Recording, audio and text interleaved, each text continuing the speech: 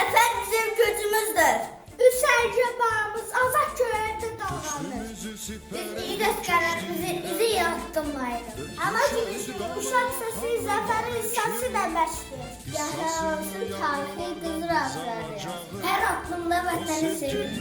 Hər şey biliyoruz, hər andan bir dua kimi parladır. Bizim gücümüz birliğimizdedir. Galip halkın dünyanın en büyük şerefi. Biz galip halkın uğurlu geleceğiz.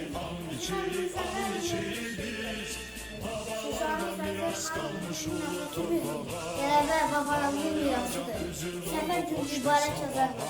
Bu torpaq bizim gücümüzdür, kimliğimizin gücümüzdür. Seferin mübarek yazardır. Zəfər bu gəldiyindən sevindir. Galip halkın gücü birliğimizdedir. Bayrağımız hər daim ucalacaq. Dəmir yumruq kimi birliyimiz var.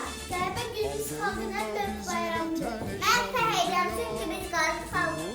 8 noyabr, illərin əsrində son qoyulandır. Hər dağ vətən savunsun deyir. Biz gələcək elimlə, birliklə zəfər qazanacaqlarıyıq. Zəfərin bir adı var, o da Azərbaycan. Torpaqlarımız azad nəfəs alır. O sevgili bir bayrağı kaldıracağım.